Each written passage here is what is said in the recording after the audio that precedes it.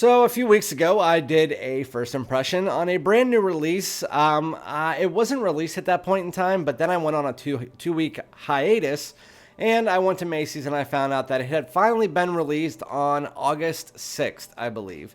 And so today we're going to be doing my full review now that I've given it a few wears of a fragrance by YSL. It's a brand new line. This is YSL MYSLF. Has it changed? How's the performance? All that good stuff. I'll let you guys all know that. So without further ado, let's get it.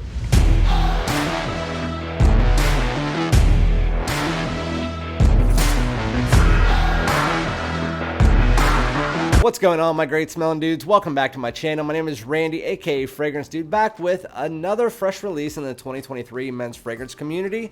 Thank you guys so much for joining me, of course. Make sure to like, comment, subscribe, all that good stuff, so that we can get straight into this new release that we're going to be talking about today. I did my first impression on it. I've worn it now 5 times, got a full wear on it every single time, let you guys know what the performance is, how does it smell.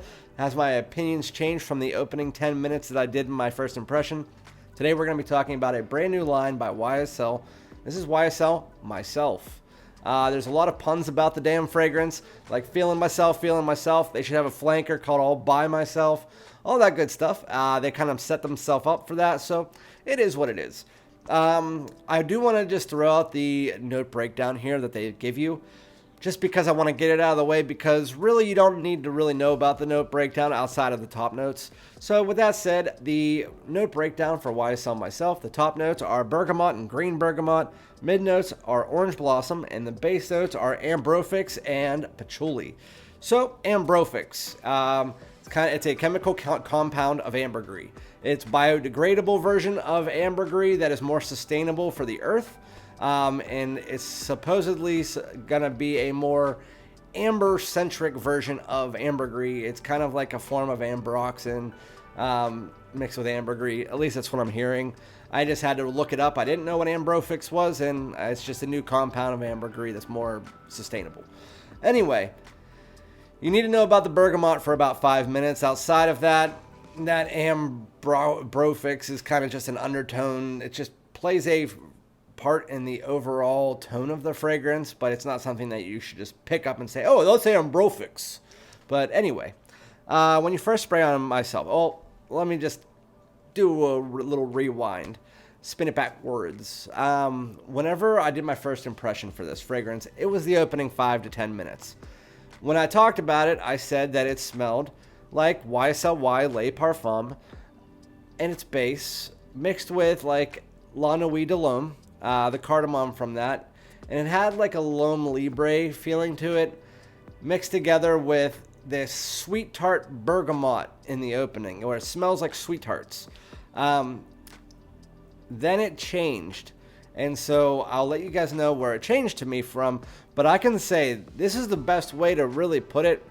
If you're looking, do you guys remember back in like the 90s, early 2000s, how they had that Now That's What I Call Music Volume 1? Well, this fragrance would be really the personification of Now That's What I Call Fragrance Volume 1. It is the greatest hits of a lot of different lines of fragrances out there right now. So the best way to put this fragrance in a nutshell, if you just wanted to describe it, I want to talk about the fragrances I compare it to, and then I'll talk about the scent itself. So this fragrance, in a nutshell, in the opening, it has this sweet tarty bergamot. It doesn't really smell citrusy. It's really like sweet tarts. That's there for about 5 minutes. You have a Ysl Y Le Parfum, that kind of tonka and woods that you get. That is a base layer of the entire fragrance. And then the main part of the fragrance, after that first 5 to 10 minutes, is really Valentino Uomo Born in Roma. That like sea salty mineralic bubblegum sweet style fragrance. You mix that together with a white floral, like a sweet white floral from the orange blossom, the LNDL cardamom, so a warm and spiciness, and that is what you have in this fragrance. It is really Born in Roma mixed with LNDL in a base of the Le Parfum.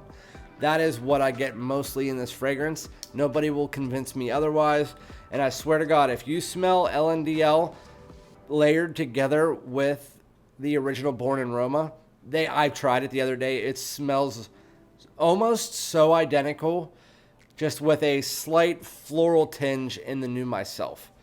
That is what you get in it. So that's as far as I'll go as comparing it to other fragrances. So how does it actually smell as far as the note breakdown, everything like that? Well, again, the note breakdown, don't really pay attention to it. That ambrofix just kind of gives off a ambery backbone. And then the bergamot is there for 5 minutes. It provides a sweet tart kind of vibe. As you work your way in, you get a little bit of this orange blossom, giving it this white floral, but a sweet white floral, kind of like Lily of the Valley, stuff like that. It's just a nice, light, sweet white floral.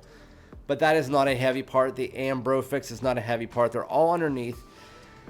You really have this kind of almost semi-salty, bubblegum sweet, light floral fragrance that has more of a deeper and darker tone. It's a definitely more youthful fragrance. I still wouldn't say that this would be one that I would put in like a back to school video for 14 or 15 year olds, but I would not put it past them to be able to wear this. As you get further and further into the fragrance doesn't actually change that much. It actually gets just a little bit of this cardamom that comes in, providing this warmth and spiciness. You get a little bit more of that amber/ambergris feeling that comes in. And then a little bit of woods. And then it comes off like, some people say it smells like Givenchy Gentleman's Society. I get that more from Ralph's Club Elixir, not YSL myself. Again, it just has this more grown up but bubblegum sweet youthfulness mixed together with a white floral tone to it. I said to a lot of people that this is going to be one of the biggest hits with newbies, either newbies in the fragrance community or the general public. I think that anybody in the general public who's looking for a new fragrance to try out, if they try this will probably be their purchase, because not only does it smell very mass appealing and great, it has a little bit of a unisex vibe to it, leaning masculine, which the women that might be with them will even say, yeah, it smells great. Not only that, but the price is right. It's $89 and $123. And I've heard that you can actually find it for like $20 less already on discounters. Because it is the first one in the line, they didn't want to make it too expensive. So I'm guessing there will be flankers on this, like All By Myself. But why sell myself? How does it perform? It's light. It's not super light like Ralph's Club Parfum or anything like that. It's not an intimate scent. It starts out at moderate. It never goes above moderate. It's a moderate scent, and it stays moderate for about 2 to 3 hours.